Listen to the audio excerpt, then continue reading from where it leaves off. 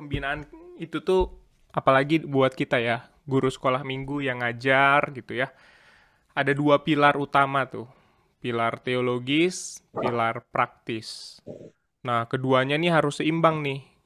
Selain kita dibekali cara praktis ngajar, kita perlu dibekali juga nih dengan pemahaman teologisnya.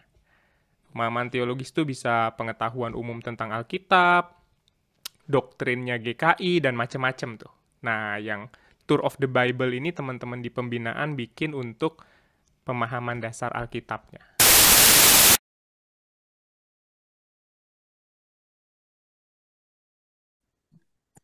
Ya kakak-kakak, selamat pagi.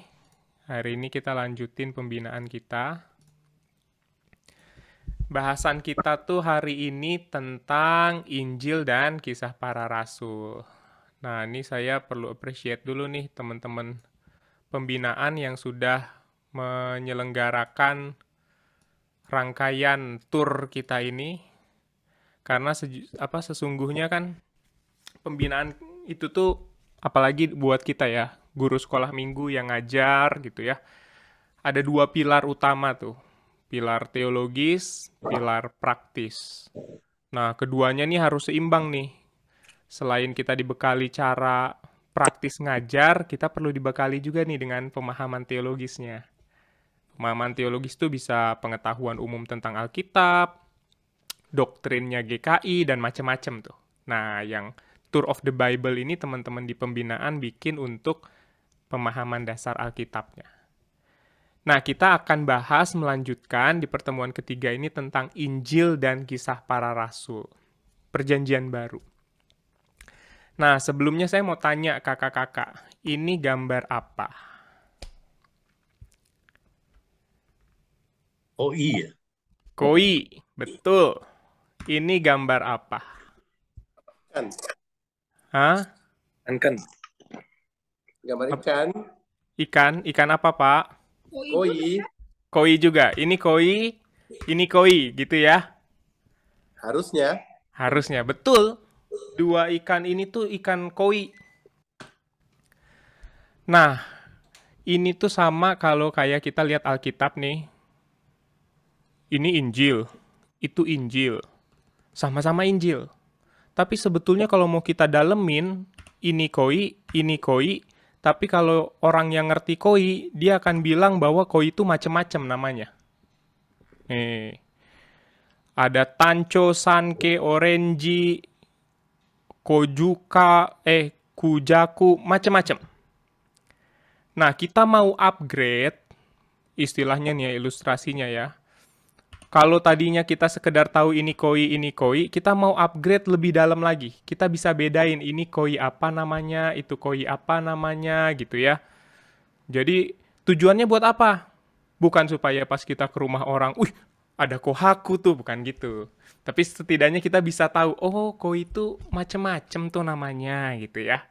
Nah, kita akan belajar perjanjian baru kira-kira ilustrasinya tuh seperti itu. Kita mau upgrade nih, supaya kita bisa bedain, oh ini seperti ini Hikari, ini Tancho, gitu ya. Jadi kakak-kakak punya pemahaman yang lebih dalam lagi. Walaupun sebetulnya kalau kita lihat materi kita nih yang 4 pertemuan ini dibahas di kampus itu tuh 4 semester. Nah, kita bahas dalam 4 pertemuan. Jadi kita seringkingkan, singkatkan, tapi ya setidaknya kita bisa kenal lah. Ibaratnya kalau kita mau liburan ke Jepang 7 hari gitu ya. Mungkin dalam 7 hari kita nggak bisa cover tuh seluruh Jepang. Tapi at least kita tahu sedikit banyak tentang Jepang gitu ya. Nah, kita akan melakukannya terkait dengan perjanjian baru ini. Khususnya kali ini kita akan bahas Injil sama kisah para rasul. Topiknya apa yang akan kita bahas? Wih, ini nggak main-main nih, kompleks nih kakak-kakak nih. Jadi kalau mau ngambil kopi, ambil kopinya, pisang goreng, ambil pisang gorengnya. Nanti di tengah-tengah session kita akan ada toilet break untuk yang butuh ke belakang. Tapi kira-kira pembahasan kita akan cukup panjang. Kita akan telusuri satu persatu Injil itu seperti apa, siapa pengarangnya, waktunya, tempat menulisnya, maksud tujuannya, sumber yang dipakai buat nulis, macam-macam. Tujuannya supaya apa? Supaya kita bisa lihat tuh. Kak, yang bocor boleh bantu di... thank you, Kak. Supaya kita bisa lihat, oh Injil tuh ternyata unik ya. Sama-sama ceritain Tuhan Yesus, tapi perspektifnya beda nih. Pas Matius bilang, kabarkanlah Injil ke seluruh, sampai ke ujung bumi, oh ternyata penulis Injil itu tuh hidup dalam sebuah konteks yang dimaksud dengan ujung bumi itu adalah sebuah daerah. Daerah apa itu? Nanti kita akan lihat. Nah, ini untuk memperluas pemahaman kakak-kakak tentang Injil. Kita akan mulai dengan pengkategorian materi kita itu ke dalam 3 bagian besar. Yang pertama adalah Injil sinoptik. Apaan tuh Injil sinoptik? Kenapa namanya sinoptik gitu ya? Injil Yohanes, loh, Injil sinoptik isinya Matius, Markus, Lukas. Kok Yohanes nggak masuk Injil sinoptik? Emang nih sinoptik nih apa gitu ya? Kita lihat sama-sama nanti. Dan kita akan lihat kisah para rasul. Oke, semoga kakak-kakak bisa mengikutinya. Saya buat sesederhana mungkin supaya nggak pusing-pusing amat. Karena kalau pusing udah pasti, tapi nggak pusing-pusing amat. Ya. Kita mulai dari yang bagian pertama, sinoptik. Apa itu sinoptik? Sinoptik ini berasal dari bahasa Yunani, sun. Ini juga yang jadi dasar atau akar kata dari sinode, sunhodos, berjalan bersama. Nah, sun dan optik. Sun itu artinya dengan, bersama, melalui. Optik atau optasia itu artinya penglihatan. Nah, jadi kelihatan ya, penglihatan bersama. Oh, artinya sinoptik itu tuh penglihatan bersama. Nah, kalau kata ini kita letakkan pada Injil, artinya adalah Injil-Injil ini, tadi 3 Injil, apa aja? Ada yang masih ingat? Boleh open mic. 3 Injil yang termasuk Injil sinoptik. Matius, Markus, dan Lukas. Top. 3 Injil ini berarti memuat pandangan penglihatan yang sama. Gitu ya. Injil-Injil ini memuat berita kesaksian yang sama atau harmoni. Apa samanya? Apa bedanya? Kita lihat sama-sama. Nih, kalau kita baca keempat Injil, Sinoptik dan Yohanes, banyak yang sama. Yesus kasih makan 5.000 orang, Yesus masuk ke Yerusalem, bait Allah disucikan, kisah di sekitar kebangkitan, dicatat di 4 Injil. Tapi ternyata ada juga perbedaannya dengan Yohanes. Injil sinoptik banyak yang sama, tapi nggak ada di Injil Yohanes. Apa aja yang nggak ada di Injil Yohanes? Nanti kita lihat pelan-pelan. Sinoptik banyak berisi kisah di luar Yerusalem. Matius, Markus, Lukas kisahnya tuh banyak yang di luar Yerusalem. Yohanes banyak yang sekitar Yerusalem. Injil sinoptik sekali doang nyebut Yesus pergi ke Yerusalem. Yohanes nyebut 4 kali. Injil sinoptik yang 3 tadi memberi tempat penting buat baptisan dan perjamuan kudus.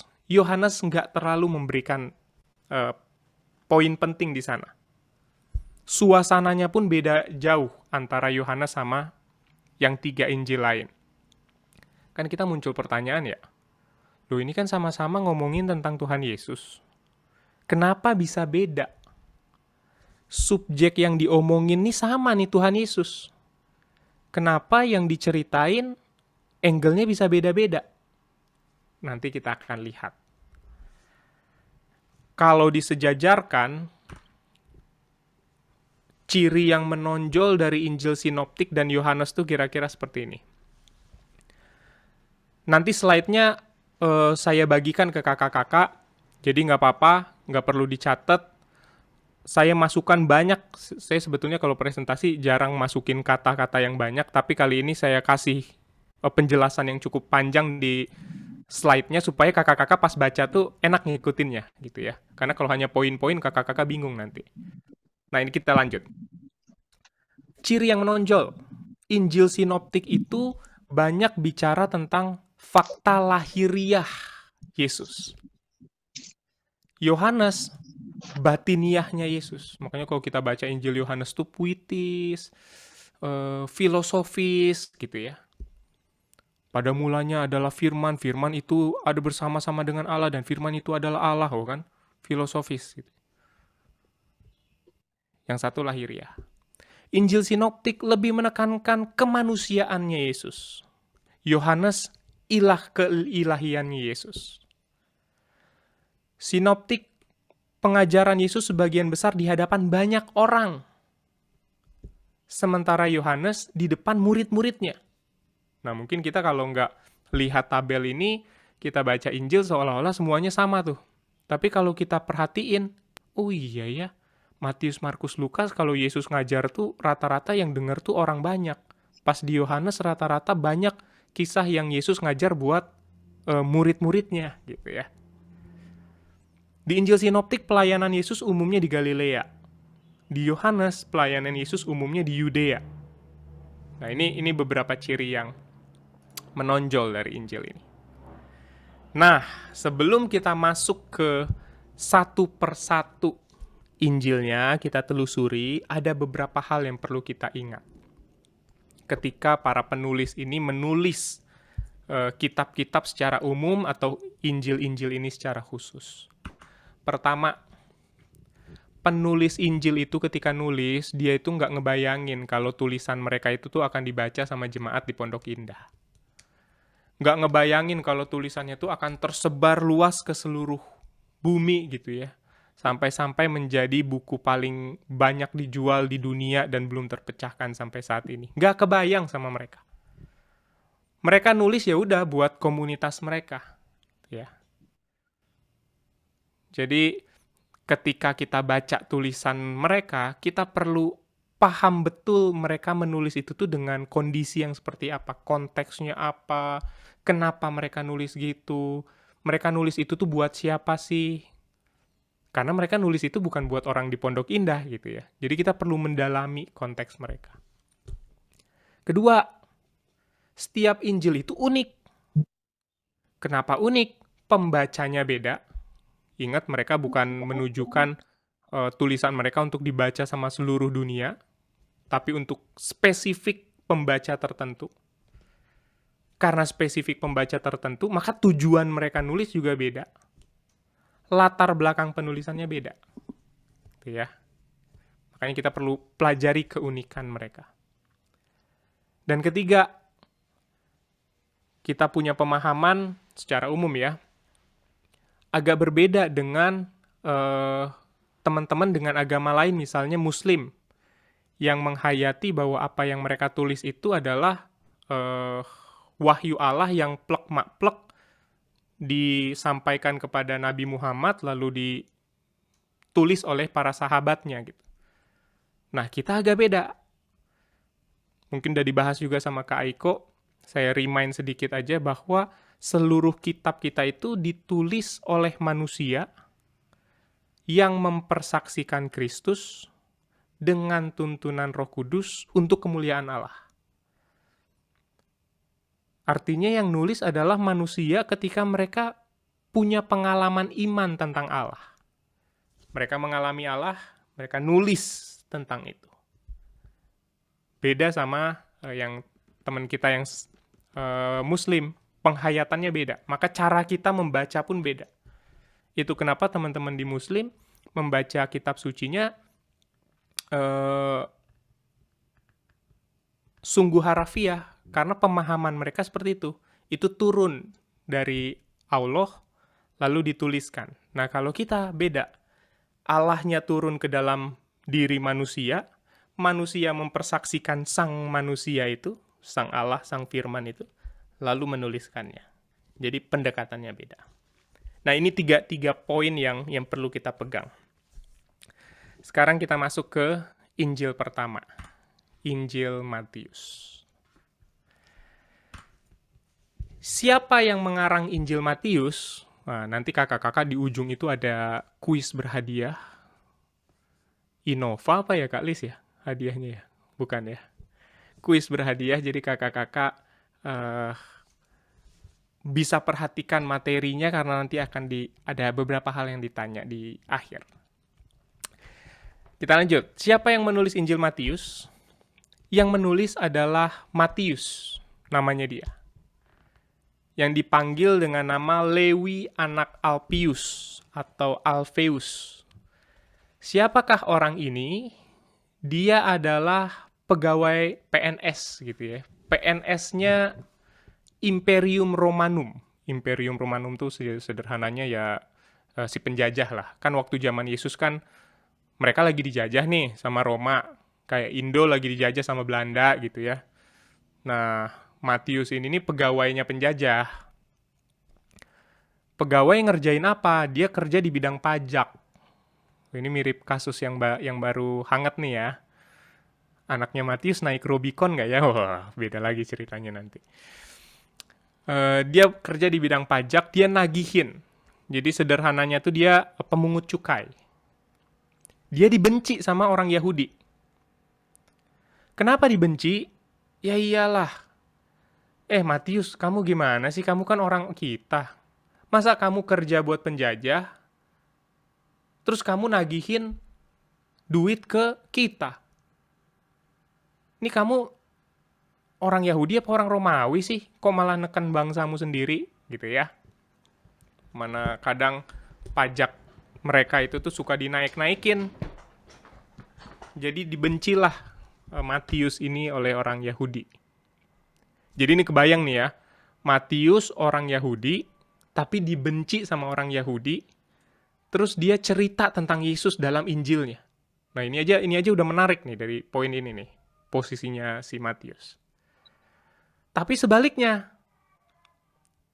Roma ini curiga sama dia, ini karena kamu orang Yahudi, nagih ke orang Yahudi, jangan-jangan kamu pungutannya nggak beres nih. Jadi serba kejepit nih si Matius sebetulnya. Nah, kantornya terletak di Galilea menuju Mesir. Nah, benarkah Matius ini yang menulis, murid Yesus ini yang menulis? Para ahli menduga bahwa jawaban itu bisa dipertanggungjawabkan. Kapan dia menulis? Nggak bisa dipastiin, tapi ada beberapa pertimbangan. Menurut Matius 22 ayat 7, 23 ayat 38, dan seterusnya, Injil Matius dikarang pada waktu sesudah perang besar. Perang yang mengakibatkan kehancuran Yerusalem.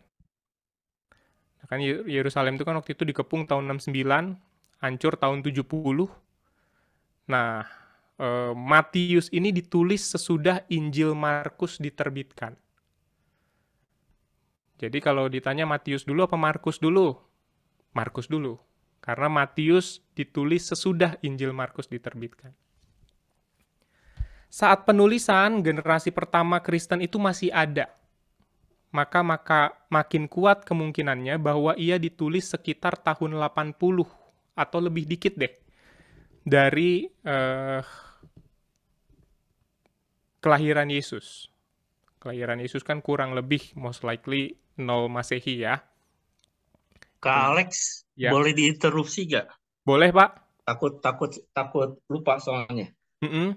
Tadi ada dinyatakan Galilea dekat Mesir. Betul Menuju, kan? Pak. Menuju Mesir. Menuju. Padahal itu secara geografi itu jauh. Kenapa? Yang lebih dekat itu Yudea. Karena Galilea di atas, di utara. Di sebelah selatannya Yudea, baru ke Mesir. Betul. Coba lihat petanya. Betul, Pak. Galilea menuju Mesir. Artinya dia tuh di arah yang mengarah ke arah Mesir. Bukan dekat Mesir. Cuma secara geografi tetap itu kurang tepat ya. Karena kalau menuju Mesir itu mesti lewat Yudea. Jadi saya rasa kurang tepat itu. Sorry nih ya. Ya, nggak apa-apa, Pak. Ini geografi soalnya. Aku cinta geografi jadi peka sekali tadi lihatnya. Dia ada di Galilea. Ya, Galilea, Yudea, Mesir kan, Pak? betul. Maka ketika dibilang Galilea menuju ke Mesir, itu berarti dia ada di antara Galilea dan Yudea menuju ke Mesir. Kayak Oke, paham. Lebak Bulus. Paham. Kantornya di mana? Jakarta Selatan menuju ke Depok. Nah, Oke, itu paham. bagian gitu ya, Pak ya. Clear ya?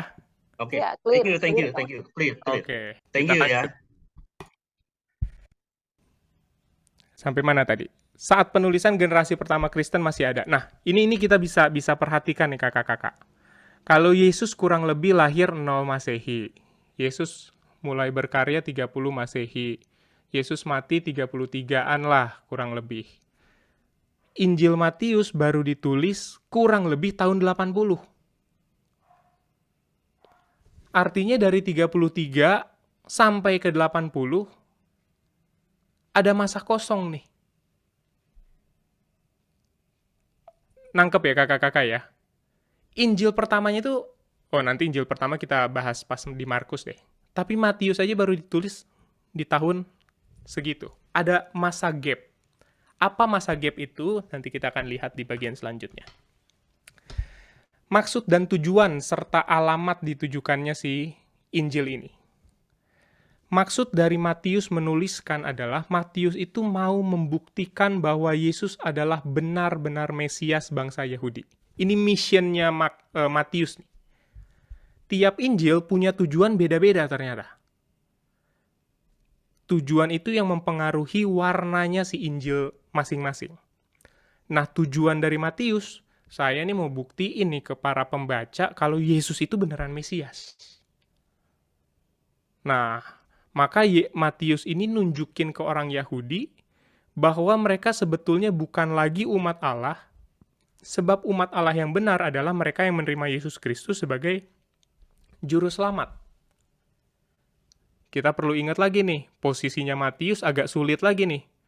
Pemungut cukai, dibenci orang Yahudi, dicurigai orang Romawi, tapi orang Yahudi yang dibenci sama bangsanya sendiri ini mau meyakinkan orang Yahudi bangsanya sendiri kalau Yesus itu Mesias.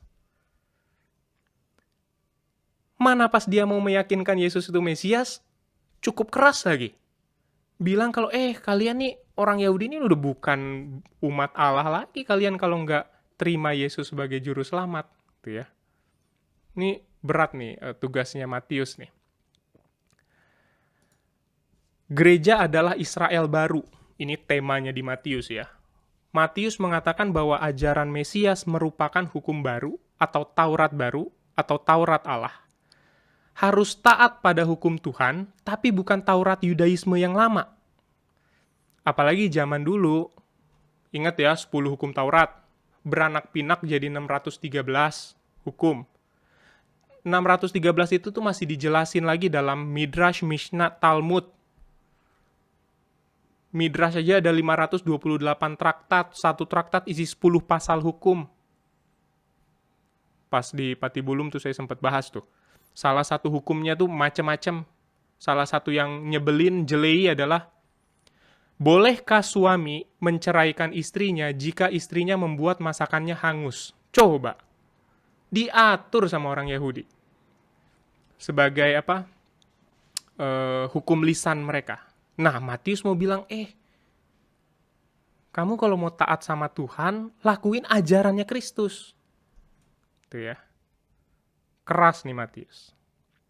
Kepada mereka yang menerima Kristus, Matius berpesan, kabarkanlah kedatangan Kristus ke seluruh dunia. Sumbernya dipakai apa? Jadi ingat ya, tadi saya sempat mention. Kan Yesus mati 33 tahun 33-an. Ini 80 nih baru mulai ditulis nih. Range-nya kan luas nih. Buat bahan nulis, Matius perlu bahan. Apa aja bahannya? Matius pakai 3 bahan. Matius 3 ayat 13, susunannya sama dengan Markus 1 sampai 4, maka diprediksi Matius menggunakan sumber dari Markus. Markus itu apa? Injil Markus. Jadi Matius waktu nulis Injil, dia lihat juga Injilnya Markus yang udah terbit. Baru dia nulis tentang Yesus. Ada beberapa bagian yang dia tulis. Ketika Yesus mati, ajaran itu tuh yang berkembang macam-macam. Termasuk ajaran-ajaran sesat tuh banyak berkembang. Yang menceritakan tentang Yesus, tapi sebetulnya ajarannya nggak benar. Nah, para rasul ini kan orang yang lingkarannya Yesus langsung nih. Muridnya Yesus langsung. Mereka mikir nih kalau nggak dilurusin nih, berantakan nih. Kita harus tulis sesuatu yang kita dengar, kita alami. Markus nulis, Matius nulis, Matius pakai beberapa bagian dari si Markus. Sumber pertama. Sumber kedua, sumber Q. Quill. Ini adalah sebuah dokumen yang dipakai Matius sama Lukas, tapi nggak dipakai sama Markus. Ini nih isinya tuh tentang apa yang Yesus katakan, macam-macam. Ada sebuah dokumen gitu namanya, sumber Q. Lalu ada sumber M, Matius. Ini sumber ini terdiri dari tradisi gereja tertentu dan kesaksian yang merupakan traktat atau selebaran. Sumber ini khususnya dicantumkan pada Matius 1 sampai 2. Jadi buat nulis Injil, Matius aja pakai 3 sumber. Nah, jadi kenapa Injil satu dengan yang lain ada yang serupa? Karena kemungkinan mereka pakai sumber yang sama, Markus. Kita perhatikan sini ya. Sumber Q juga dipakai oleh Matius dan Lukas. Itu kenapa Matius dan Lukas serupa. Nanti kita lihat apakah Lukas pakai sumber Markus juga. Kalau pakai, itu kenapa dia sama-sama masuk Injil sinoptik. Senada, harmoni, karena sumbernya sama, gitu ya. Ini kita coba membongkar secara sederhana latar belakang dari tiap Injil. Injil Matius, juga Injil-Injil lain, punya sifat khusus. Adat istiadat. Banyak adat istiadat Yahudi yang disebut di dalam Injil Matius. Sering ditemukan bahwa Tuhan Yesus menghormati hukum Taurat, tetapi dengan menunjukkan pandangannya yang berbeda dengan orang Farisi atau ahli Taurat. Jadi Yesus menghargai hukum Taurat, tapi dia ngasih pandangan lain yang beda sama orang Farisi dan ahli Taurat. Kenapa Matius masukin ini? Karena balik lagi. Dia mau menekankan bahwa orang itu harus taat pada hukum Taurat, tapi bukan Taurat Yudaisme lama, atau yang dipahami oleh Farisi ahli Taurat, melainkan ajaran Kristus. Makanya ketika dia nulis soal hukum Taurat, dia masukin nih, Yesus yang adalah juru selamat itu menghargai hukum Taurat loh. Karena ingat lagi, tujuannya si Matius adalah bikin orang percaya bahwa Yesus adalah juru selamat. Yesus nih menghargai hukum Taurat loh, tapi dia punya pandangan yang berbeda, gitu ya. Jadi dia orangnya keras, pinter, strategis nih Matius. Ada 2 pertentangan. Farisi nambahkan hukum Taurat, Yesus menyebut itu hukum akal manusia. Yang tadi saya sebutin tuh, yang hukum-hukum lisan tuh termasuk soal cerai gara-gara hangus. Farisi ini jarkoni. Kakak-kakak tahu jarkoni nggak? Ini bahasa Jawa nih. Tahu berujar, bisa ujar, ora bisa lakoni. Farisi. Bagi Yesus, orang yang benar melakukan hukum Allah dalam keseharian. Pertentangan-pertentangannya. Nah, sampai sini Injil Matius. Masih sadarkan diri apa udah ada yang pingsan? Belum ya? Aman ya? Aman. Lagi Masih bisa- hot-hotnya nih. Masih bisa diikuti ya? Iya. Lagi hot malah nih. Saya kecepatan nggak ngomongnya? Enggak, Enggak, Kak. Aman ya? bagus, Alex. Aman, Kak. Oke. Oke, Very oke. good. Oke, thank you, Pak. Injil Matius. Sekarang kita masuk Injil Markus. Siapa yang ngarang? Nggak disebutkan secara jelas. Tapi ada beberapa teori. Menurut tradisi kuno, yang ngarang adalah Yohanes Markus. Jadi kakak-kakak kalau di dalam Alkitab tuh namanya Yohanes tuh banyak banget. Yakobus tuh banyak banget. Makanya kadang kita suka kepleset-kepleset, ini Yohanes yang mana nih ya, Yakobus yang mana nih ya, gitu ya. Karena banyak banget namanya mirip-mirip. Menurut tradisi kuno yang nulis Yohanes Markus. Siapa dia? Asisten dari Paulus dan Petrus. Umurnya masih muda. Waktu Yesus disalib, usianya aja kurang lebih 20 tahun. Siapakah Yohanes Markus ini? Kalau kita lihat kisah para Rasul 12 ayat 12, dia adalah anaknya Maria, temannya Rasul. Di rumahnya Yohanes Markus inilah beberapa kali Yesus melakukan pertemuan, termasuk perjamuan kudus.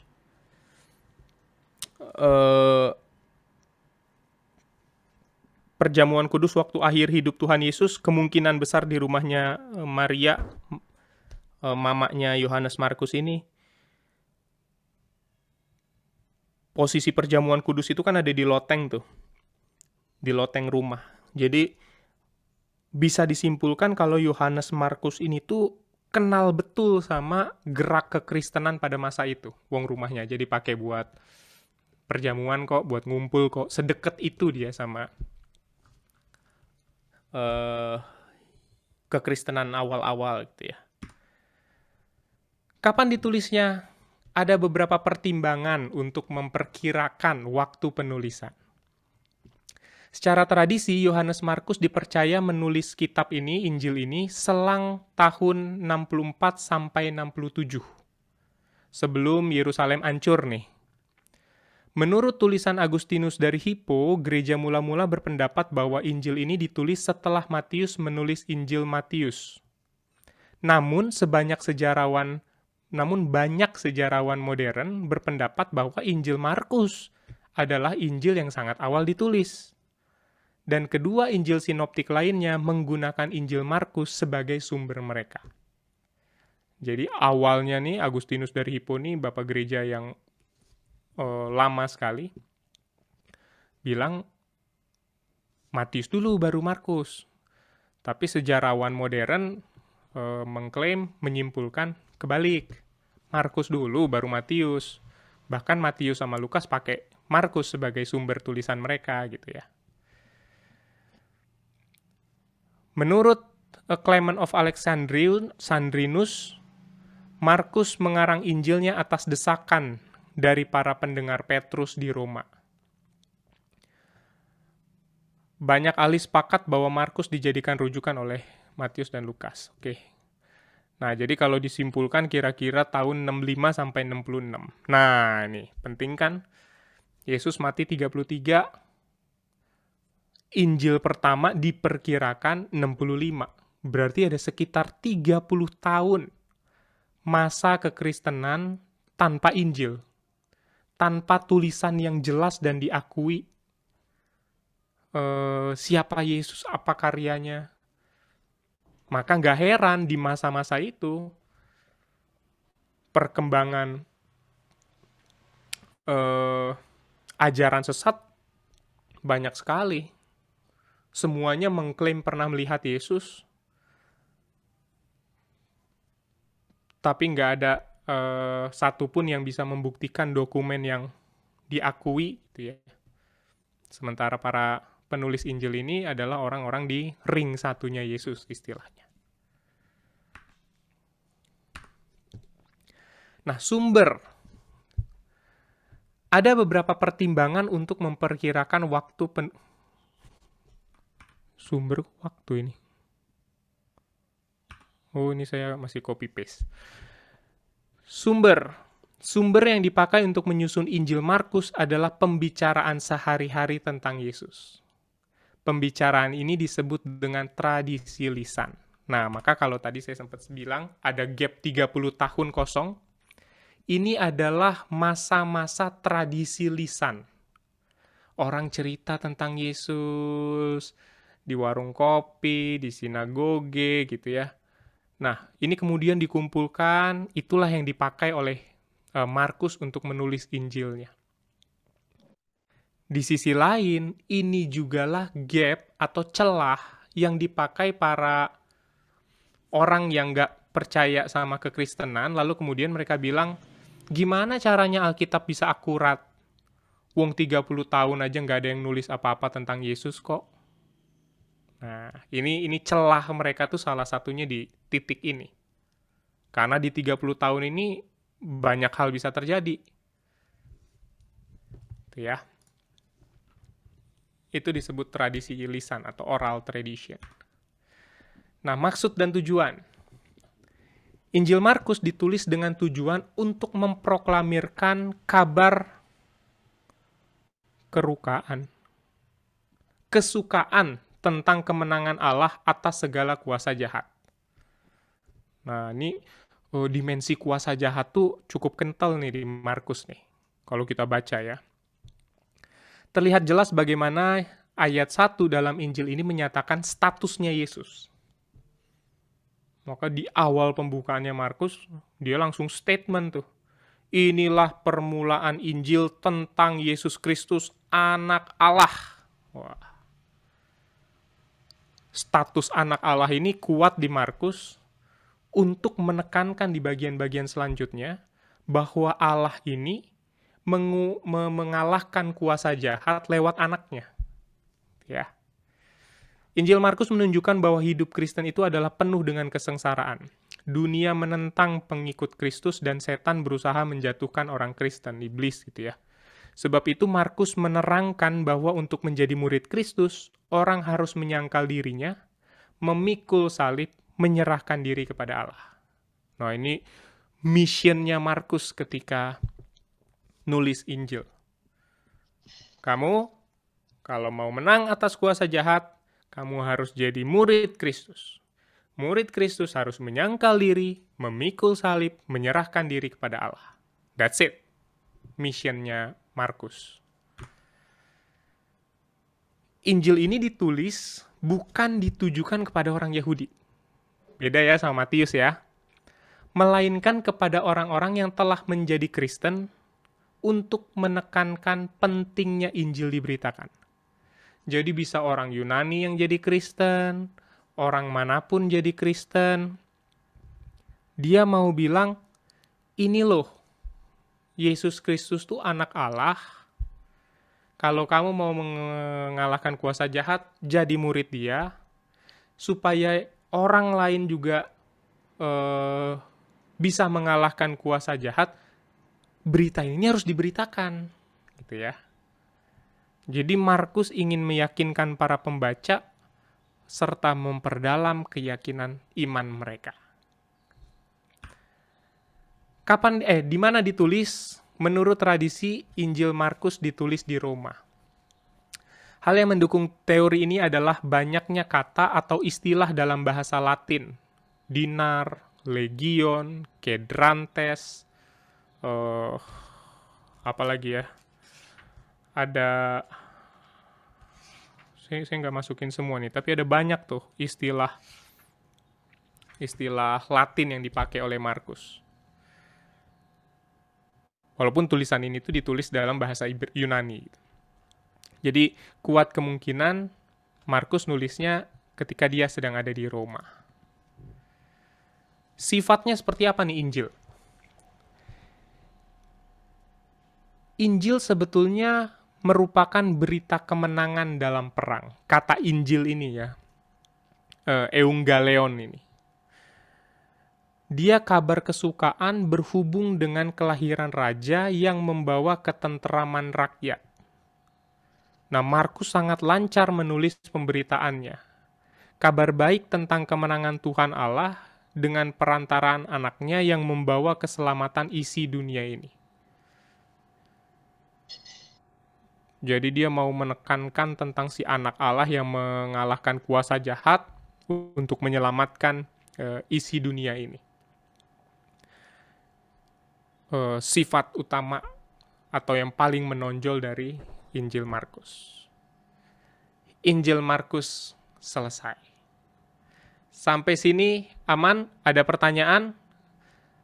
Kalau ada, boleh ditulis dulu deh. Nanti di akhir baru kita discuss, supaya nggak kelupaan gitu ya. Kita masuk Injil ketiga dalam Injil Sinoptik, baru nanti kita break 3 menit buat ke toilet. Injil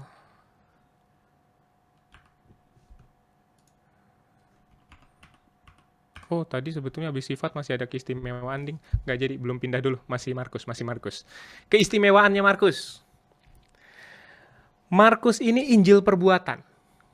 Maksudnya gimana Injil perbuatan?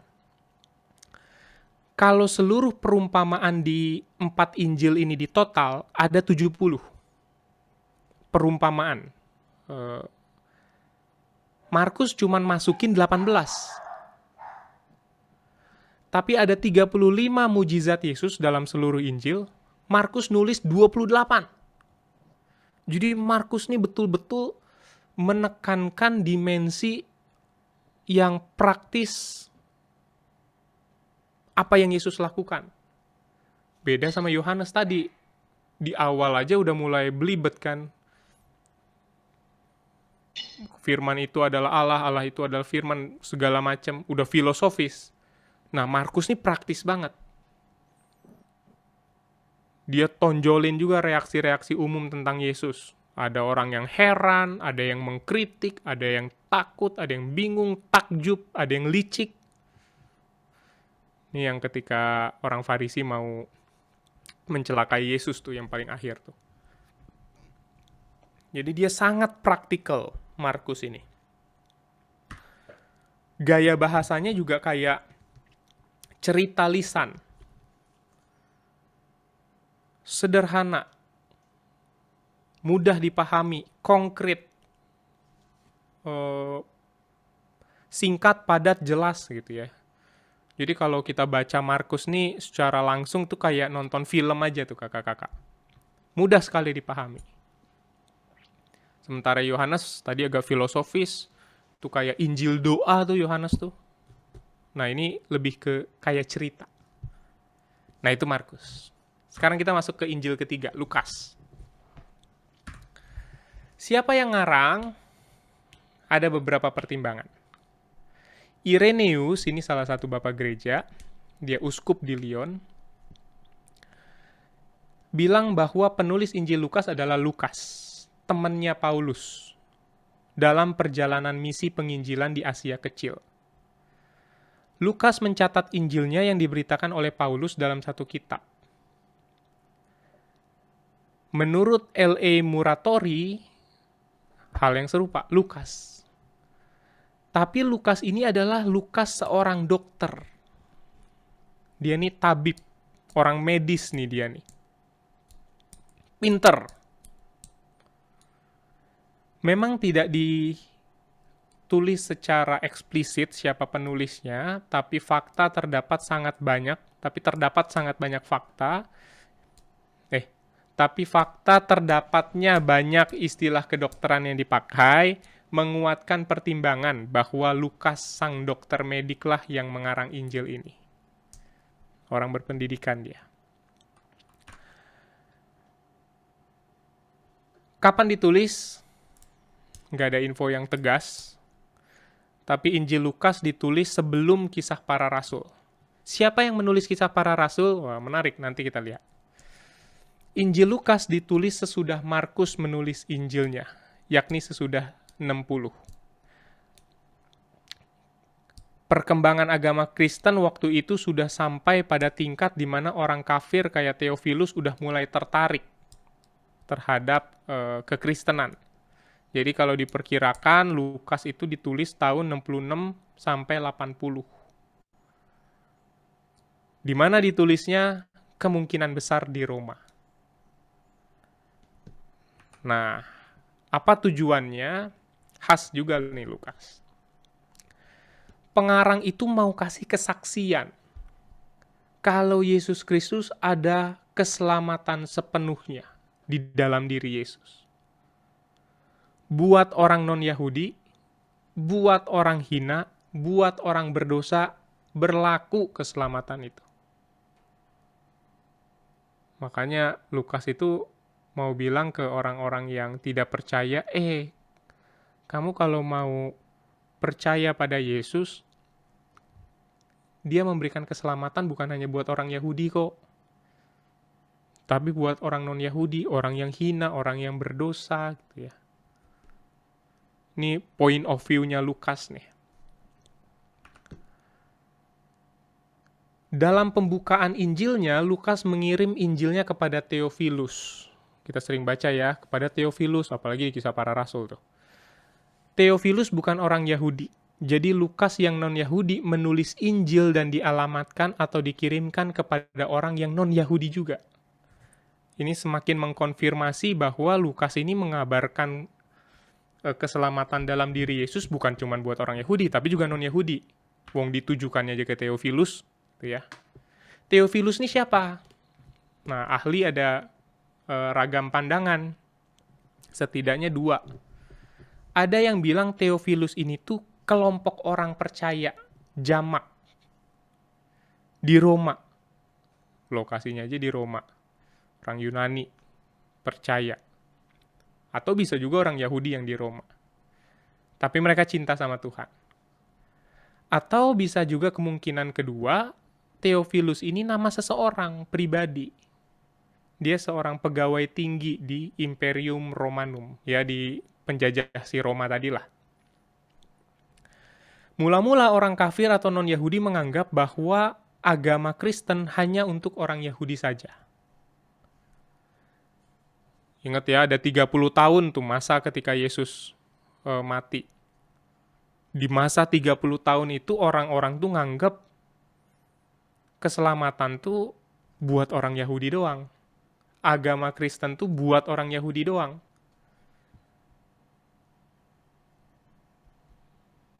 Di sisi lain, agama Kristen juga dianggap sebagai sekte pada masa itu. Karena pemimpinnya yaitu Yesus Kristusnya orang Yahudi, tapi kok ajarannya agak-agak beda gitu ya. Itu kenapa mereka dimusuhin. Kiri, kanan, depan, belakang kena gitu ya. Namun setelah tahun 70, Lukas menyaksikan bahwa jemaat Kristen telah mendapat tempat sampai ke pusat pemerintahan, yakni Roma.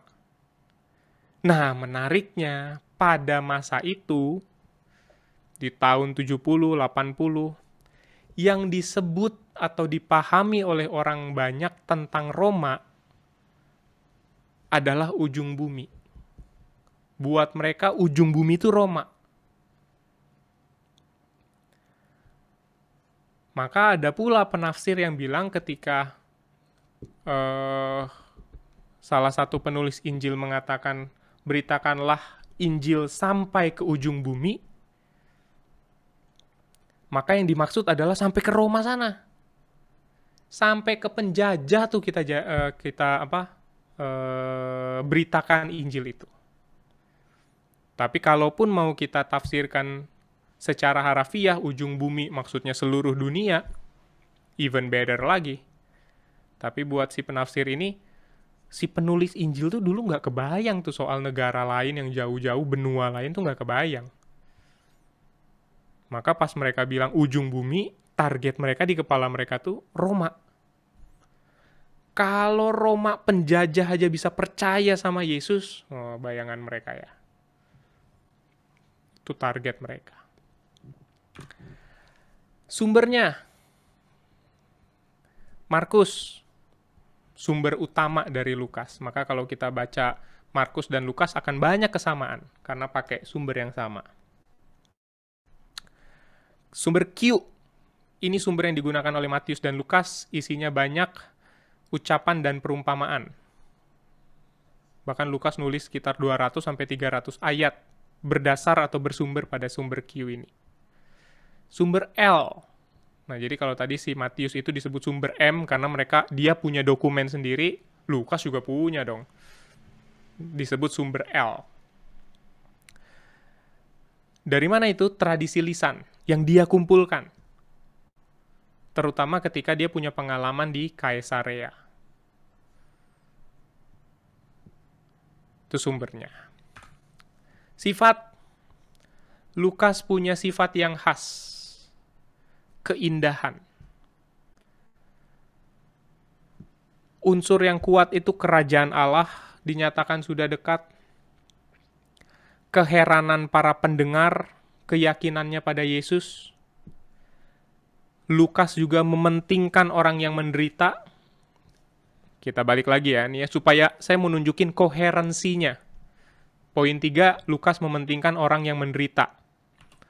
Ini berkaitan sama tujuannya Lukas. Keselamatan juga untuk orang kafir, orang hina, orang berdosa. Jadi nggak heran Lukas mementingkan orang yang menderita, karena kepada mereka ini nih dia mau ngabarin tentang keselamatan. Kasih karunia Tuhan diberitakan. Ketika dia kutip Yesus itu pas ngajar mengutip nats kitab suci yang lain, khususnya perjanjian lama. Ini ciri-cirinya Lukas. Sampai sini, aman? Kita mau break 3 menit buat ke toilet. Sekarang kita bahas Injil Yohanes. Yohanes ini bercorak filsafat. Coba ya kita lihat ya ayat pertama ya. Filsafat itu, kenapa dia bercorak filsafat? Nanti berkaitan sama kepada siapa dia menujukan Injilnya ini. Pada mulanya adalah firman. Firman itu bersama-sama dengan Allah dan firman itu adalah Allah. Kalau mau kita lihat lagi di Injil Yohanes, kelahiran Yesus nggak ditulis kisahnya. Karena buat dia bukan itu poin pentingnya. Gimana Yesus dilahirkan? Di kandang domba kayak di mana kayak, bukan itu poin utama yang Yohanes ingin tekankan. Dia mau menekankan sebuah tulisan dengan pemikiran yang mendalam, pemikiran yang berakar, tapi dengan bahasa yang coba ia buat dengan sederhana. Kalau kakak-kakak buka Alkitab yang secara fisik, biasanya kan di bawah judul perikop itu kan ada dalam kurung, ini ada juga loh di Matius, ada juga di Markus gitu ya. Nah di Injil Yohanes, cukup banyak kita temukan kisah-kisah yang nggak ditulis di 3 Injil sinoptik lainnya. Karena sekali lagi, dia mau sorot angle yang berbeda, karena dia punya tujuan yang agak berbeda. Istilah khusus yang dipakai oleh Yohanes aja anak manusia. Nah, tujuan khusus Injil Yohanes adalah penginjilan. Kepada siapa? Para filsuf, para imam. Baru aja udah mau berdiri, udah 3 menit ya Kak Diki ya? Iya Kak, nggak sadar, maaf. Nggak apa-apa Kak, nggak apa-apa. Tujuannya dia tuh mau mengabarkan Injil buat orang-orang dengan pemikiran yang mendalam. Para filsuf, para imam. Jadi dia nulis Injil ini tuh bukan buat rakyat biasa, orang-orang di pasar kayak mungkin Markus gitu ya. Bukan. Dia sasar itu para pemikir-pemikir. Filsuf, imam. Makanya ikonnya aja, ikon tuh apa, gambar yang ini nih, yang di kiri ini tuh kita biasa sebut ikon. Ikonnya aja lihat, pegang buku, lalu tulisannya nih yang disengaja ditampilin nih yang in the beginning the word apa-apa was God, God was apa, buat nunjukin posisi si Injil Yohanes ini tuh mau ngomong ke siapa sih. Pengarangnya, kelihatannya memang mudah sekali untuk mengetahui siapakah pengarang Injil Yohanes. Namun ternyata tidak semudah itu. Hanya satu pegangan buat kita, yakni Yohanes 21 ayat 20-24. Disebutkan bahwa ia adalah murid yang dikasihi oleh Tuhan Yesus, yang pada waktu malam perjumpaan bersandar di dada Yesus. Lihat ya, kita akan bahas nanti tentang Yohanes 21 nih. Dari sini aja nih, dimensi puitis imajinatifnya aja muncul tuh. Bersandar di dada Tuhan Yesus. Makanya kemudian banyak teolog-teolog spiritual yang melihat Yohanes nih sosok yang begitu dekat dengan Yesus, sampai-sampai dia mengenal ritme jantungnya Yesus. Karena apa? Karena ada kisah ini. Yohanes bersandar di dada Yesus. Dia dengar jantungnya Yesus. Wah, sampai sini aja udah kelihatan ya. Filosofis, puitis, mendalam.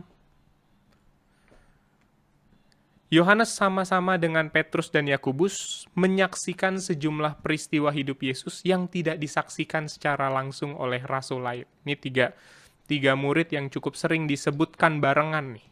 Yohanes, Petrus, dan Yakobus. Kisah transfigurasi Yesus yang ketemu sama Musa. Yesus berada di Taman Getsemani. Mereka bertiga berdoa di Taman Getsemani. Ya. Nah ini Yohanes. Kapan ditulis? Injil Yohanes diterbitkan sesudah Yohanes meninggal. Jadi dia waktu meninggal tuh tulisannya belum terbit. Tapi kapan terjadi? Menurut tradisi Yohanes meninggal dunia pada usia yang sudah sangat lanjut. Makanya ikonnya juga tuh udah sampai botak putih gitu ya. Pada waktu Kaisar Trajanus berkuasa. Kapan Kaisar Trajanus berkuasa? Sekitar tahun 98 sampai 1117. Dan ya, maka kalau itu betul, Yohanes meninggal kan pada saat Kaisar ini berkuasa, 98 sampai 1117. Injilnya terbit setelah Yohanes meninggal.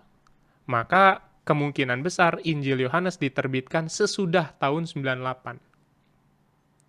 Reformasi itu Soeharto. Oh, bukan ya. Ini 98 doang, nggak pakai 19 depannya. Kapan ditulis? Di mana ditulis? Menurut tradisi, Yohanes meninggal di Efesus. Waktu Yerusalem akan dikepung oleh Romawi tahun 69, orang Kristen mengungsi ke desa Pela, yakni sebelah timur Yordan. Maka kemungkinan besar Yohanes dengan temannya pergi ke Efesus, kemudian menetap di sana. Maka dengan demikian, dapat ditarik kesimpulan kalau Yohanes itu ditulis di Efesus. Tempatnya tuh ya. Maksud dan tujuannya. Dalam Injilnya, Yohanes ingin meyakinkan pembaca bahwa Yesus adalah anak Allah. Dalam Dia kita akan beroleh hidup sesuai dengan yang telah dikatakannya. Akulah jalan kebenaran dan hidup. Lihat ya. Ayat yang dia pakai aja, akulah jalan kebenaran dan hidup. Ini kan kalimat filosofis ini.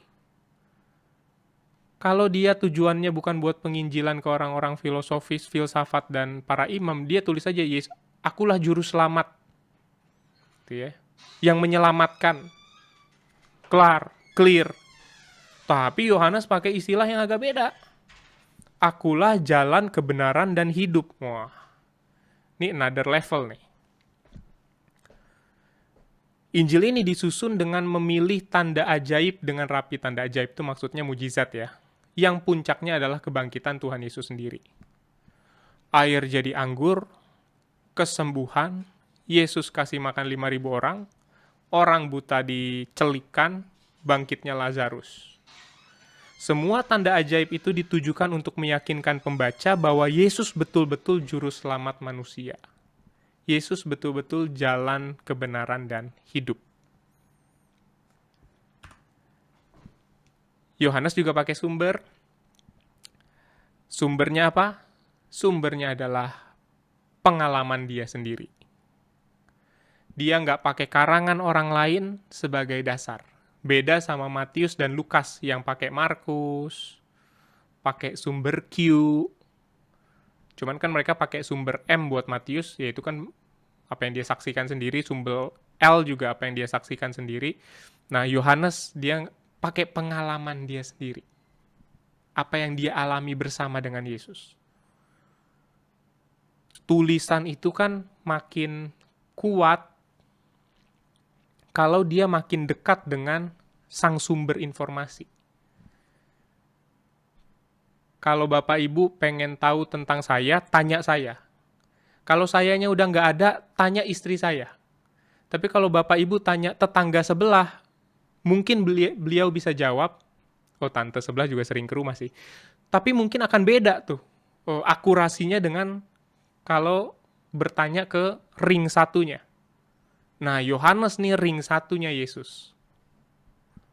Wong detak jantungnya Yesus aja dia denger kok. Gitu ya. Menurut ahli, ketika Yohanes nulis, Yohanes itu ada berapa pasal? Coba deh kita lihat deh. Yohanes itu kan ada 21 pasal. Menurut ahli, pasal 21 itu khusus. Karena bukan ditulis langsung sama Yohanes, tapi ditambahin sama orang lain. Kemungkinan besar adalah muridnya. Jadi menarik tuh. Pasal 21 itu tuh perspektifnya agak beda. Cara dia menceritakan Yohanes gitu ya. Ayat 20. Ketika Petrus berpaling, ia melihat bahwa murid yang dikasihi Yesus sedang mengikuti mereka. Dia mau nunjuk si penulis muridnya Yohanes yang nulis pasal 21 itu mau bilang istilahnya, ketika Petrus berpaling, ia melihat bahwa Yohanes sedang mengikuti mereka. Pasal 21. Maka kalau kita lihat posisinya Yohanes, dia ditaruh di akhir dari Injil, Matius, Markus, Lukas. Dia seperti sebuah puncak. Kalau Matius melukiskan Yesus sebagai nabi, Markus melukiskan Yesus sebagai raja yang berkuasa atas iblis, kuasa jahat, maut, penyakit gitu ya. Lukas melukiskan Yesus sebagai imam yang menaruh kasih terhadap manusia dalam kesengsaraan dan penderitaannya. Yohanes melukiskan Yesus sebagai anak Allah. Di dalam dia kita diselamatkan. Nah, ini posisinya Injil Yohanes kalau disandingkan dengan Injil-Injil lain. Nah, kita masuk kitab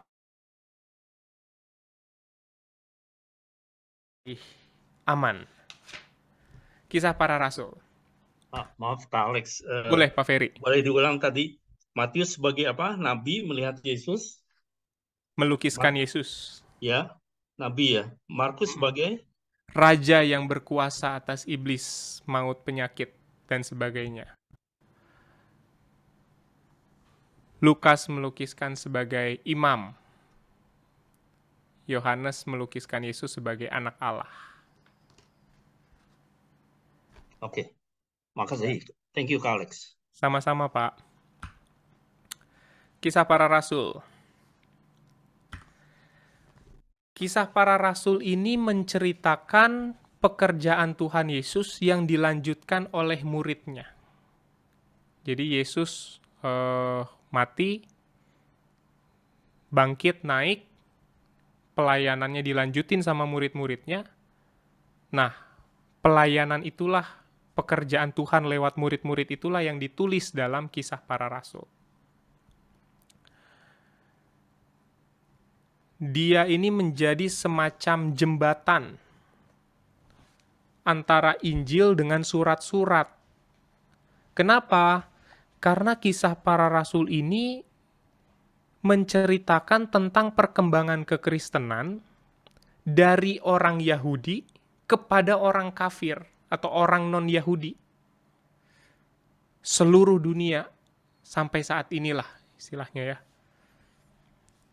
Jadi dari dalam Yahudi keluar penginjilannya, pekabarannya dilukiskan di dalam Kisah para Rasul. Siapa yang ngarang? Nah, dapat dipastikan yang ngarang adalah Dr. Lukas, yang nulis Injil Lukas. Jadi Injil Lukas itu nulis Lukas, nulis Kisah Para Rasul. Ya. Dari mana alasannya atau buktinya? Kisah Para Rasul sama Lukas ditujukan sama-sama ke Theophilus. Menurut ahli banyak kesamaan dari ungkapannya, gaya bahasanya, sastranya, cara penyajiannya, apalagi tentang istilah mediknya. Kisah 16 sama 20 pakai kata ganti kami. Maka kami itu tuh siapa? Si Lukas sama Paulus. Ya. Dan tradisi Kristen juga dari Irenaeus abad kedua mengatakan bahwa yang ngarang Lukas. Maka dengan 4 alasan ini bisa kita ambil kesimpulan yang nulis Kisah Para Rasul adalah Lukas. Kapan ditulis? Nggak dipastikan. Lukas pakai Markus buat dasar tulisannya. Tapi di sisi lain kalau kita lihat pasal 21 ayat 20, si Lukas ini Kisah Para Rasul 21 ayat 20 ya. Lukas ini kan penulisnya, bukan Injil Lukas. Lukas udah tahu cara Yerusalem diruntuhkan. Maka ada kemungkinan tulisan ini diselesaikan setelah tahun 70. Tapi kapan? Nggak bisa dipastikan. Di mana ditulis? Nah, Lukas ini kan ngikutin Paulus sampai Paulus mati. Nah, Lukas sendiri matinya di Biotis, dekat Yunani. Maka tidak dapat dipastikan di mana lokasi mereka ketika sedang menulis ini. Pindah-pindah. Maksud dan tujuannya apa? Seperti yang terdapat dalam Lukas 1 ayat 1-4, penulis ingin menunjukkan bahwa janji dan rencana Tuhan betul-betul dipenuhi dalam segala perbuatan yang Yesus lakukan. Kalau kita lihat Kisah Para Rasul, kita itu sebetulnya sedang melihat kisah atau karya dari Roh Kudus tuh. Roh Kudus yang berkarya dalam para rasul menunjukkan bahwa janji Tuhan lewat Yesus Kristus tuh betul-betul terjadi. Rencana Tuhan tuh betul-betul dipenuhi. Ini main mission-nya dari Lukas ketika nulis Kisah Para Rasul. Dia mau tunjukin, Yesus nih waktu hidup, kan dia tulis di Injil Lukas. Setelah Yesus mati, saya ceritain nih gimana pelayanan para rasul dan apa rencana Tuhan tuh benar-benar terjadi. Ditulis sama Lukas. Nah, ada beberapa catatan. Dalam Kisah Para Rasul, ini juga menarik nih. Pekerjaan Paulus sama Petrus itu sejajar. Petrus mimpin gereja di Yerusalem, Paulus mendirikan gereja di luar Palestina, Asia Kecil, daerah non-Yahudi. Tapi nggak ada persaingan di antara mereka. Jadi kalau kita bagi jadi 2, setengah itu kesaksian yang berpusat di Yerusalem, setengah lagi kesaksian yang bergerak di Antioquia, sampai ke Roma. Nih, tabelnya kira-kira begini nih. Yang kiri bagian pertama, pasal 1-12, yang kanan selanjutnya sampai pasal 28. Kita perhatiin deh, ini sejajar. Khotbah pertamanya Paulus. Penyembuhan orang lumpuh oleh Paulus. Hukuman Simon tukang sihir, Elimas si tukang sihir. Kasa bayang-bayang, kuasa sapu tangan. Petrus meletakkan tangan, Paulus meletakkan tangan. Petrus disembah, Paulus disembah. Tabita dihidupkan, Eutikus dihidupkan. Petrus dipenjara, Paulus dipenjara. Lihat ya. Lukas ini kan dokter ya. Pinter dia. Dia mencoba untuk menyejajarkan Petrus dan Paulus supaya tidak ada perpecahan. Ceritanya pun coba dia rangkai sedemikian rupa supaya adil. Jadi jemaat itu nggak terpecah mengidolakan Petrus atau mengidolakan Paulus. Dia bikin skema yang kurang lebih sama, sejajar. Maka kalau kita lihat gambaran lebih luas, bagian pertama itu pusatnya Yerusalem, bagian kedua Paulus pusatnya Antioquia. Bagian pertama tokohnya Petrus, bagian kedua tokohnya Paulus. Bagian pertama keluar sampai di Samaria, bagian kedua keluar sampai di Roma, ujung bumi tadi. Firman ditolak oleh orang Yahudi di negeri leluhur, negeri mereka. Firman ditolak oleh orang Yahudi di luar Palestina. Petrus dipenjara, Paulus dipenjara. Penghakiman terhadap Herodes, penghakiman terhadap bangsa Yahudi.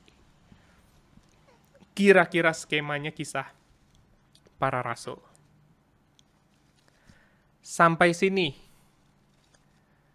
Sebelum kita ke kuis berhadiah, tapi dengan catatan hanya ilustrasi bukan hadiah sesungguhnya.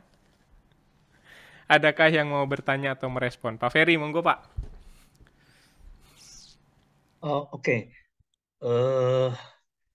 Tadi saya masih rada bingung nih mengenai siapa yang menulis Lukas dan siapa yang menulis KPR, karena tadi dinyatakan ada dua nama Lukas yang sama. Yang satu Lukas siapa tuh saya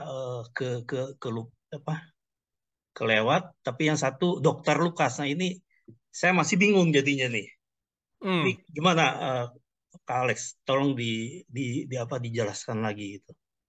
Lukasnya cuma satu Pak, si Dokter Lukas ini yang nulis Injil Lukas sama Kisah Para Rasul. Oke, itu tadi ada slide yang menyatakan itu orang modern kan, siapa tuh ya, ahli siapa tuh namanya? Apa Pak? Tadi yang menyatakan itu kan seorang ahli yang rasanya modern gitu, bukan zaman dulu gitu. Yang menyatakan ini Dokter Lukas. Tadi ada satu nama kalau nggak salah. Theophilus. Bukan dong. Coba kita lihat Lukas, coba ya. Iya, yang itu menyatakan dia Dokter Lukas. Oh. Pengarang. Nah ini L.E. Muratori. Menurut Irenaeus, Uskup Lyon, Lukas adalah teman Paulus dalam perjalanan misi penginjilan di Asia Kecil.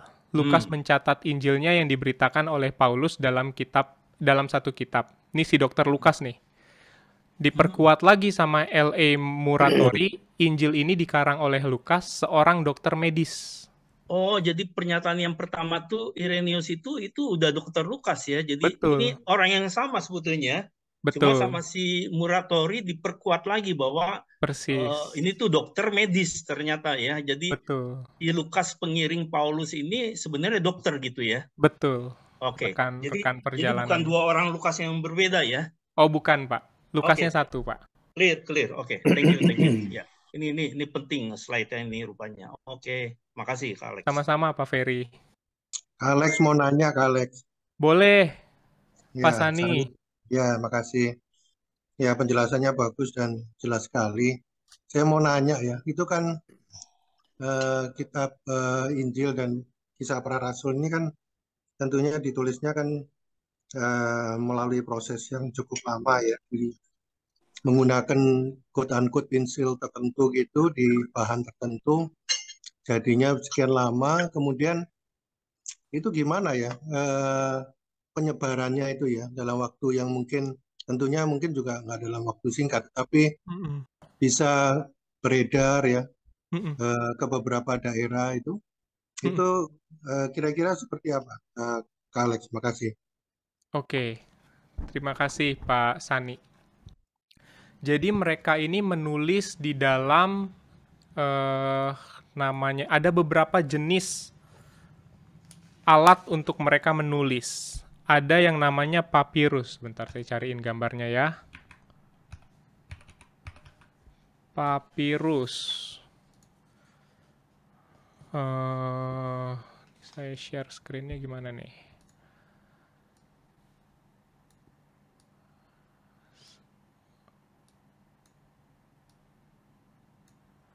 Ada yang namanya papirus itu seperti ini. Nih, papirus ini tuh terbuat dari tumbuhan. Baru mereka sasat, mereka anyam jadi papirus. Tapi ada juga yang disebut dengan, naikin ya, perkamen.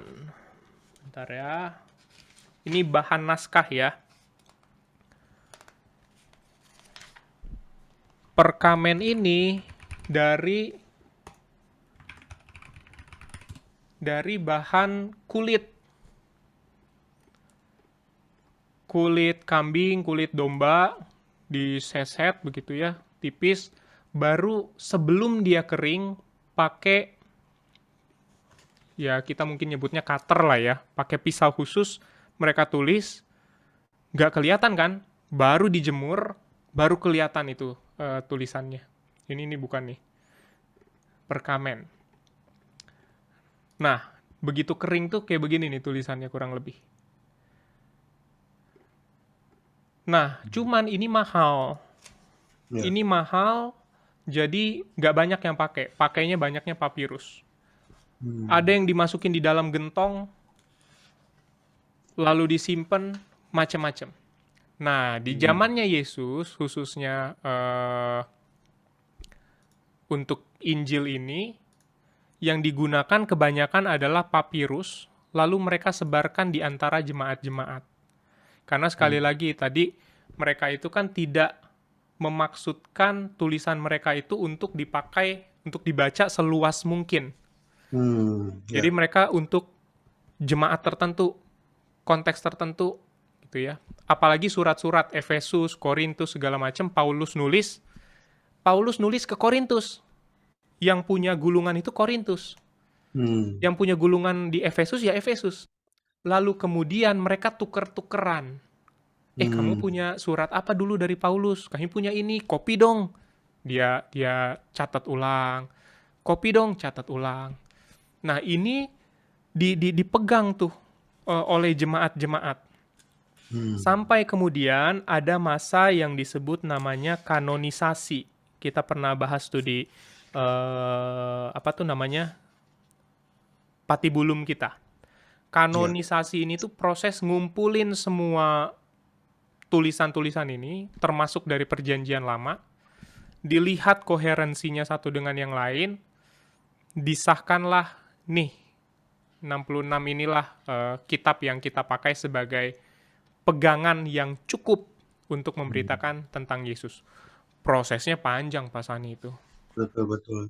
Jadi pada waktu itu penduplikasiannya memang sangat minim ya, karena belum ada mesin cetak ya. Betul. Saya nggak tahu kira-kira kapan ya mulai kemudian itu 66 kitab itu pada pertama kalinya itu kemudian diduplikasikan secara massal gitu. Yang pasti yang merevolusi, salah satu yang merevolusi, ini juga menarik nih. Salah satu yang merevolusi kekristenan pada saat itu adalah penemuan mesin cetak pertama kali. Tahun berapa itu ya? Kita cari ya. Johannes Gutenberg, tahun 1450. Sebelum itu disalin secara manual. Begitu keluar di 1450, penemuannya Johannes Gutenberg, Alkitab jadi salah satu yang pertama yang di-copy. Timbul masalah. Masalahnya apa? Orang-orang pada bilang, ini kalau semua orang bisa akses Alkitab, mereka nggak mau ke sinagog lagi dong, nggak mau berkumpul lagi dong buat mendengar pembacaan Alkitab. Nah, tapi ternyata kan ya nggak seperti itu, kekhawatiran itu nggak terjadi. Tapi poinnya adalah Alkitab itu baru kemudian bisa diproduksi secara massal setelah ditemukan mesin cetak. Sebelumnya, satu jemaat ya punya satu aja. Kira-kira begitu, Pak Sani. Ya, terima kasih. Mungkin pergumulannya sekarang kalau ini setelah selesai pandemi terus hybrid dilanjutkan, ada kekhawatiran orang nggak mau datang ke gereja ya. Tapi mungkin nggak juga ya. Kayaknya sih tetap kangen sih Pak ke Tetap gereja. ya. Pak. Kangen. Tetap kangen sama Pak Ferry sama Pak Parlin tuh. Iya, baru Pak makanya Parlin. juga. Makanya Terakhir bakso, Pak Parlin kan, wah Ya, datang semua. next pembinaan kita onsite ya Kak. Siap. Amin. Gitu dong. Kak Alex, sorry. Iya. Saya kan ya jarang ngikutin patibulum ya. Iya. Nah, jadi itu tadi yang menyambung pertanyaan, menambahkan pertanyaannya Pak Sani ya, itu Kak Alex sampaikan itu barulah dikumpulkan gitu ya, tulisan-tulisan itu. Nah itu ada siapa yang mengorganisasi itu ya, yang mengumpulkan itu? Ya, itu bapak-bapak gereja sebutannya, Pak. Prosesnya panjang. Dari akhir abad kedua itu udah dikumpulin tuh kitab-kitab itu. Dulu tuh disebut kanon muratori lah. Tahun 190-an. Habis itu tahun Origenes nyusun tuh kitab-kitab, mana yang diterima, mana yang enggak. Itu tahun 154 tuh. Tahun 300 buku-buku, ada 13 surat Paulus masuk. 1 Petrus, 1 Yohanes masuk. Tahun 325 apa 323, sekitar segitulah. Konsili Nisea namanya. Bikin untuk gimana nih, kita terima nggak ini? Nggak sepakat mereka. Masih lanjut lagi. Perjalanannya tuh panjang tuh, Pak. Jadi kalau kita lihat Alkitab yang sudah sangat ringkas seperti ini nih, yang kita bawa dengan satu tangan ini, wah perjuangan bapak-bapak gereja dulu tuh luar biasa. Kalau mereka nggak bekerja segigih itu, bawa gulungan kita ke gereja, Pak. Bawa kitab yang terpisah-pisah kita. Papirus. Papirus. Oh, papirus ya. Oh, papirus sih gara-gara Johannes Gutenberg lah. Cuman bawa kitab kepisah-pisah kita. Oh, jadi itu tahun 154 ya awalnya. Most likely mulai-mulai itu Origenes tuh waktu itu yang mulai. Oh, oke. Ratusan tahun itu, Pak, prosesnya. Iya. Memang ajaib.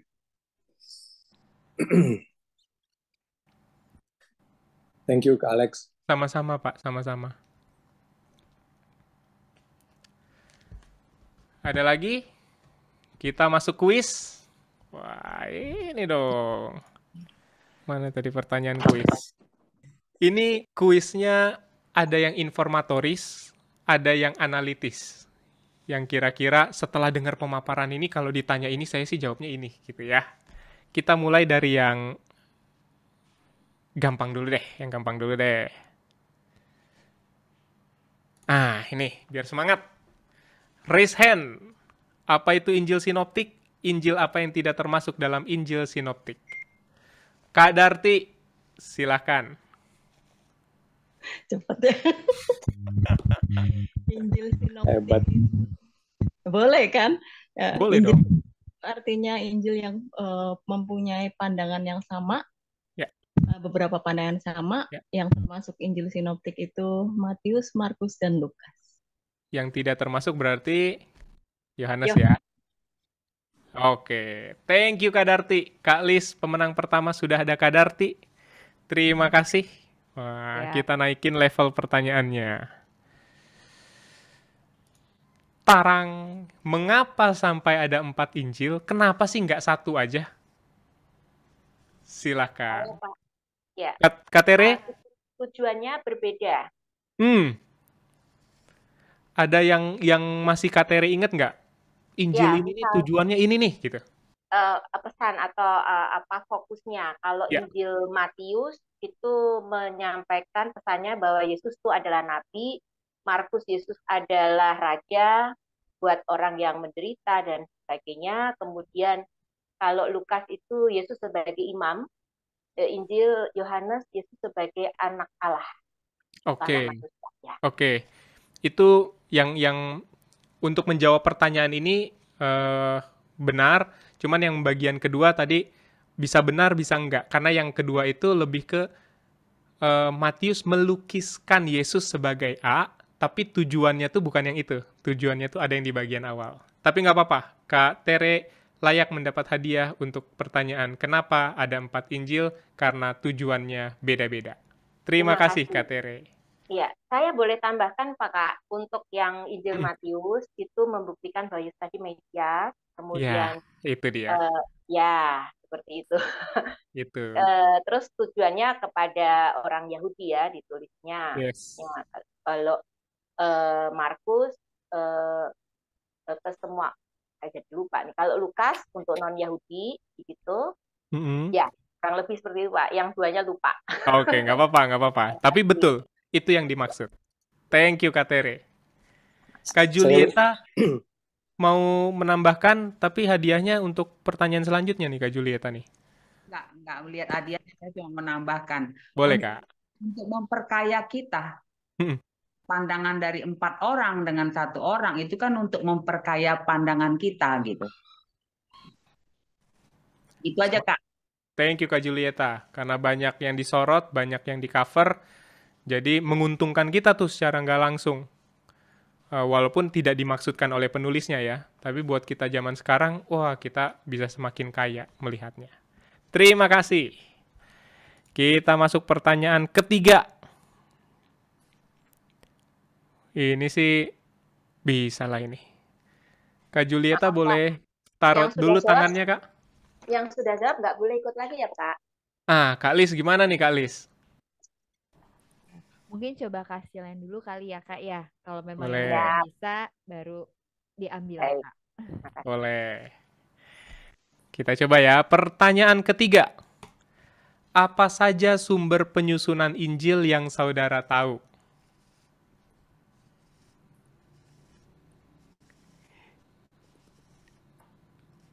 Deng deng. Itu loh yang satu huruf itu loh.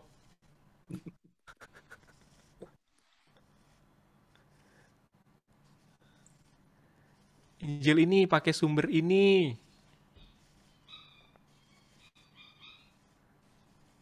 Boleh coba jawab nggak aku Kak? Boleh Kak Lis. Satu huruf ya Kak, berarti kayak sumber Q, sumber M, sumber L. Oke, nanti kakak boleh cairkan sendiri ya kak. Nggak perlu ngirim ya. Oke, betul kak, itu jawabannya. Nah, ini pertanyaan ultimate nih. Tidak saya jelaskan di dalam materi. Tapi, bisa lah. Analitis ini. Pertanyaan keempat. Mengapa Yesus tidak menulis Injilnya sendiri? Wah, kok malah cepat. Gimana Kak Lis? Kak Darti tadi udah jawab ya? Pak Ferry juga udah. Mau kita kasih kesempatan? Belum. Saya belum loh. Pak Ferry belum Kak. Pak Ferry belum ya? Pak Ferry belum loh. Banyak nanya tadi, bukan jawab. Oke, berarti Pak Ferry dulu Kak Lis? Ya, Pak Ferry dulu silakan. Oke, silakan Pak Ferry. Semoga nggak salah ya. Karena Yesus tidak bermaksud untuk itu. Jadi justru Yesus disaksikan oleh orang-orang. Makanya kan ada rumusan yang sangat tajam dan universal di bumi kita ini. Kalau bukan 2 orang yang bersaksi, itu enggak sah. Apalagi cuma 1 orang. Kesaksian apa itu? Ini 2 orang lebih malah yang bersaksi. Sangat-sangat valid dan sangat-sangat sah. Itulah. Itu jawaban saya. Thank you. Thank you Pak Ferry. Betul. Tambahan boleh tambahan. Boleh. Boleh Pak Parlin. Sebelum saya betulkan. Tapi jangan marah ya jawabannya ya. Marah ngapain marah Pak? Gak marah kan Kak Alex kalau paling Kak Lucy yang marah Pak. Jadi Kak Lucy sekarang udah enggak sekali kalau marah ya. Aku perhatiin, awas ya aku marah nanti. Kalau salah. Jadi emang pertanyaan ini mesti ditanya sama Tuhan Yesus gitu. Itu yang jangan marah. Nah, kalau tambahan dari saya adalah kan Tuhan Yesus kalau harus seperti yang disampaikan oleh Kak Ferry itu dia harus menggenapkan nubuatan gitu kan ya, kira-kira kalau bahasa teologisnya ya kan, apa yang Tuhan itu sudah rancangkan untuk keselamatan. Tuhan Yesus kapan ada waktunya? Pak Alex ya, dia harus bagaimana memberikan keselamatan kepada umatnya. Habis itu dia pulang dan nulis. Ya, awal-awal kebanyakan nulis, kan penulisan itu kan beratusan tahun tadi disampaikan ke Alex. Ya, sementara Tuhan Yesus tuh cuma punya waktu 33 tahun. Ya, itu pun mulai umur berapa? 17 atau 18 apa 30, umur berapa dia memulai pelayanan? Kok lupa ya. 30, Pak. 30 ya kan. Jadi terlalu singkat kalau dia harus ikut menulis. Ataupun untuk apa saya harus menulis kalau engkau tidak percaya sama saya? Kan gitu, Kak. Yeah. Terima kasih. Makasih Pak Parlin. Pak Enggak kok, Alex. enggak marah kok. Ya, Kak Alex, saya juga mau nambahin atau betul atau salah, pada jangan marah ya, malah pada marah. Ya. Saya mikir bahwa Yesus itu adalah Injil itu sendiri, kabar baik, firman itu. Iya. Ya itu menurut saya. Gitu. Jadi Yesus adalah firman itu sendiri, yang menulis biarlah ya tadi yang seperti Pak Ferry. Ya maaf Pak, itu aja dari saya. Bener kok Kak. Makasih Kak Tere. Kak Diki mau nambahin. Ya, aku mau jawab Kak, tapi kalau salah jangan marah juga ya. Ya. Orang jadi nggak marah, toh ketawa semua. Ya Kak, kalau menurut saya ini kan pertanyaan yang relatif gitu, maksudnya jawabannya bisa banyak banget gitu, Pak, dari mana gitu. Kalau kita mau melihat dari sisi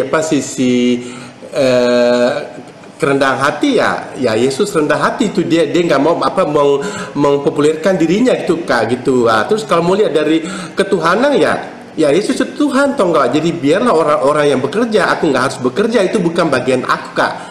Kira-kira jadi menurut saya ini jawabannya bisa banyak banget, mau lihat kita dari mana gitu. Nah itu menurut saya Kak. Makasih ya. Wah, thank you Kak Diki. Thank you Kak Diki. Ini emang guru sekolah minggu Pondok Indah nih top quality semua nih ya. Betul. Pak Ferry tadi betul juga, layak mendapatkan hadiah. Memang ini jawaban yang nggak ada, pertanyaan yang nggak ada jawaban pastinya. Yang bisa kita jawab adalah hal-hal yang memperkirakan kalau berdasarkan pemahaman-pemahaman lain, doktrin-doktrin lain, begitu ya. Ada beberapa jawaban yang umum. Tadi kakak-kakak udah sampaikan. Kayak akan jauh lebih valid kalau orang lain yang mempersaksikannya.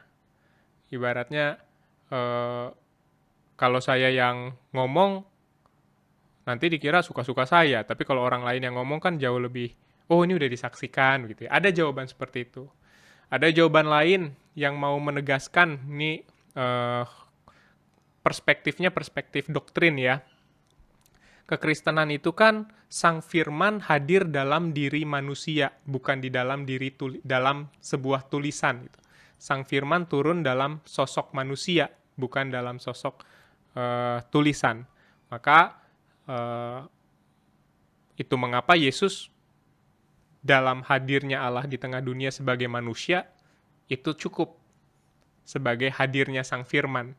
Biarlah manusia lain yang mempersaksikannya. Tapi ada banyak pandangan, banyak jawaban, tapi kurang lebih itu dua jawaban yang populer terkait dengan pertanyaan kenapa Yesus tidak menulis kitabnya sendiri. Oke kakak-kakak, session saya sudah habis.